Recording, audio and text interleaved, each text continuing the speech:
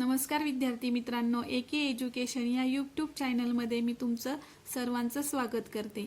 आज आपण नाणी व नोटा या घटकाविषयी माहिती पाहणार आहोत। नाणी व नोटा हा जो घटक आहे, हा घटक प्रज्ञाशोध परीक्षा, स्कॉलरशिप परीक्षा, मंथन परीक्षा या परीक्षांवरती या घटकावर प्रश्न विचारले जातात। म्हणून आज आपल्याला नाणी व नोटा या घटकाचा काय करायचा आहे, अभ्यास करायचा आहे। तर त्याआधी तुम्हाला नाणी म्हणजे काय हे माहिती असायला पाहिजे किंवा नोटा म्हणजे काय हे तुम्हाला माहिती असायला पाहिजे। तर 1 रुपयाचा ठोकळा, 2 रुपयाचा ठोकळा, त्यानंतर 5 रुपयाचा ठोकळा, 10 रुपयाचा ठोकळा यांना आपण काय म्हणतो, नाणी म्हणतो। त्यानंतर नोटा, 10 रुपयाची नोट, 100 रुपयाची नोट, 500 रुपयाची नोट, 200 रुपयाची नोट या काय झाल्या, नोटा झाल्या। तर आपण सुट्टे पैसे करतो, म्हणजे सुट्टे करणे म्हणजे काय किंवा मोड घेणे म्हणजे काय, तर नोटा देऊन नाणी घ्यायची आणि नाणी देऊन काय करायची, नोटा घ्यायच्या। समजा आपण 50 रुपयाची नोट दिली तर आपल्याला 5 रुपयाची 10 नाणी येतील। तर नाणी व नोटा हा जो घटक आहे, हा शिकताना आपल्याला पाव रुपया, अर्धा रुपया, पाऊण रुपया, सव्वा रुपया हे माहिती असलं पाहिजे। आपल्याला नाणी व नोटा या घटकामध्ये पैशाचे रूपांतर रुपयामध्ये करावे लागते आणि रुपयाचे रूपांतर पैशामध्ये करावे लागते। म्हणून आपल्याला पाव रुपया म्हणजे किती आणि तो अपूर्णांकात कसा लिहितात, दशांश अपूर्णांकामध्ये कसा लिहितात हे आपल्याला आलं पाहिजे। म्हणून मी तुम्हाला एक चार्ट दिलेला आहे आणि त्या चार्टमध्ये सर्व माहिती लिहिलेली आहे। तर आपण तो चार्ट बघूया। नाणी व नोटा या घटकाचा अभ्यास करताना आपल्याला पाव रुपया म्हणजे किती, अर्धा रुपया म्हणजे किती पैसे, पाऊण रुपया म्हणजे किती पैसे हे आपल्याला माहिती असायला पाहिजे। किंवा अपूर्णांकात त्याची पट किती होते, दशांश अपूर्णांकामध्ये कसे लिहितात, रुपये हे पैशांमध्ये कसे लिहितात, असं आपल्याला माहिती असायला पाहिजे। म्हणून मी तुम्हाला हा एक चार्ट लिहून दिलेला आहे आणि हा चार्टचा तुम्ही काय करायचा आहे, अभ्यास करून घ्यायचा आहे। हा चार्ट जर तुम्ही लक्षात ठेवला किंवा ह्याचा जर अभ्यास केला तर तुम्हाला पैशाचं रूपांतर रुपयामध्ये आणि रुपयाचं रूपांतर पैशामध्ये करता येणार आहे। परीक्षेमध्ये आपल्याला अपूर्णांकात सुद्धा उत्तर दिलेली असतात किंवा अपूर्णांक पैशाचं रूपांतर अपूर्णांकात करा असंही दिलेलं असतं। म्हणून आपल्याला हा चार्ट खूप उपयोगी आहे।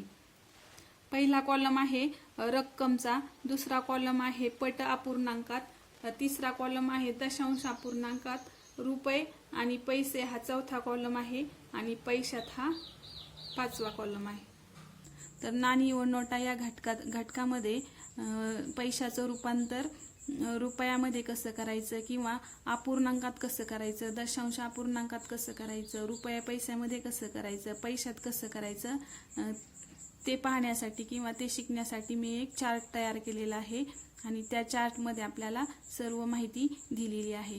तर पहिल्यांदा पहिला जो कॉलम आहे त्या पहिल्या कॉलममध्ये रक्कम आहे, दुसऱ्या कॉलममध्ये पट अपूर्णांकात दिलेली आहे आणि तिसऱ्या कॉलममध्ये दशांश अपूर्णांकात कशी लिहितात, चौथ्या कॉलममध्ये रुपये पैशामध्ये कशी लिहितात आणि 5व्या कॉलममध्ये पैशात कसे लिहितात हे तुम्हाला या चार्टमध्ये दिलेलं आहे।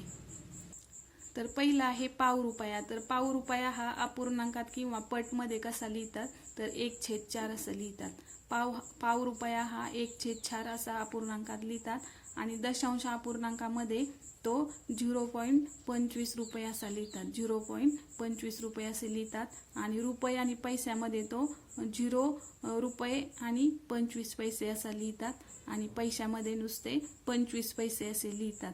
तर अर्धा रुपया म्हणजे 1/2, तर तो कसा लिहितात, 0.50 रुपये, 0.50 रुपये, रुपये पैशांमध्ये तो 50 पैसे असे लिहितात आणि पैशात तो 50 पैसे असे लिहितात। तर पाऊण रुपया म्हणजे किती, तर 3/4 अपूर्णांकात असं लिहितात। त्यानंतर दशांश अपूर्णांकामध्ये 0.75 रुपये असे लिहितात आणि रुपये पैशामध्ये 0.75 पैसे असे लिहितात आणि पैशात जर लिहायचं असेल तर 75 पैसे असं लिहितात। तर परीक्षेमध्येही आपल्याला असे उदाहरणं दिलेले जातात। रुपये दिलेले जातात आणि रुपयांचं रूपांतर पैशामध्ये करावं लागतं आणि पैशाचं रूपांतर रुपयामध्ये करावं लागतं। तर सव्वा रुपया सुद्धा आपल्याला माहित पाहिजे। सव्वा रुपया कसा लिहितात, अपूर्णांकात कसा लिहितात आणि दशांश अपूर्णांकात कसा लिहितात।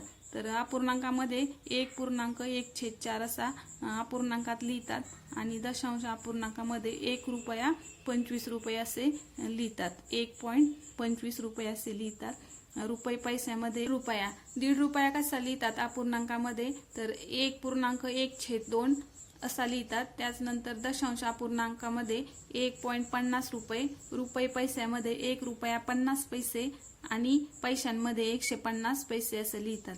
तर 2.5 रुपये कसे लिहितात, तर 1.3/4 आणि अपूर्णांकामध्ये 1.75 रुपये, रुपये पैशामध्ये 1 रुपया 75 पैसे आणि पैशांमध्ये 175 पैसे असं लिहितात। तर 2.5 रुपये अपूर्णांकात 2.1/2 आणि दशांश अपूर्णांकामध्ये 2.5 रुपये आणि रुपये पैशामध्ये 2 रुपये 50 पैसे आणि पैशांमध्ये 250 पैसे। तर अशा प्रकारे आपण नाणी व नोटा यांचं अपूर्णांकात लिखाण कसं करतात, दशांश अपूर्णांकात कसं लिखाण करतात, रुपये पैशामध्ये कसं लिखाण करतात हे आपण समजून घेतलेलं आहे। तर आता आपल्याला रूपांतर करण्यासाठी, पैशाचं रूपांतर रुपयांमध्ये करण्यासाठी किंवा रुपयांचं रूपांतर पैशामध्ये करण्यासाठी काय करावं लागतं, तर आपल्याला जर समजा रुपये जर दिली असतील तर आपल्याला रुपयाचं रूपांतर पैशामध्ये करायचं असेल तर त्याला काय करायचं, रुपयांना 100 ने गुणायचं। उदाहरणार्थ आता 5 रुपये दिलेले आहे। 5 रुपयाचं जर रूपांतर आपल्याला पैशामध्ये करायचं असेल तर 5 रुपयाला काय करायचं, 100 ने गुणायचं, म्हणजे 5 गुणिले 100 बरोबर 500 पैसे। 5 रुपयाचं रूपांतर आपण पैशामध्ये केलं म्हणजेच 5ला 100 ने गुणलं म्हणून आपलं काय आलं, 500 पैसे हे उत्तर आलं। आणि आपल्याला जर पैशाचं रूपांतर रुपयांमध्ये करायचं असेल, पैशांचे रूपांतर रुपयांमध्ये करायचे असेल तर आपल्याला काय करायचंय, पैशांना 100 ने भागायचे। समजा आता 500 पैसे आहेत, 500 पैशाचं आपल्याला रूपांतर रुपयांमध्ये करायचे तर काय करणार आपण, 500ला 100 ने काय करायचं, भागायचे। 500ला 100 ने भागायचे, मग हे 2 शून्य गेले, शिल्लक राहिले 5 रुपये, म्हणजे हे पैशाचं रूपांतर रुपयांमध्ये झालं। तर 100 नेच का भागायचं किंवा 100 नेच का गुणायचं, तर 1 रुपया म्हणजेच काय, 100 पैसे। 1 रुपया म्हणजेच काय, 100 पैसे। अशा प्रकारे आज आपण नाणी व नोटा यांचं रूपांतर अपूर्णांकात कसं करतात, दशांश अपूर्णांकात कसे करतात, रुपये पैशांमध्ये करतात हे शिकलो आहोत आणि यावर आधारितच आपल्याला परीक्षेमध्ये प्रश्न येतात। म्हणून आपल्याला रुपयांचं रूपांतर पैशात कसं करतात किंवा अर्धा रुपया म्हणजे काय, पाऊण रुपया म्हणजे काय हे आपल्याला माहीत असायला पाहिजे। जर व्हिडिओ आवडला असेल तर लाईक करा, सबस्क्राईब करा। थँक्यू।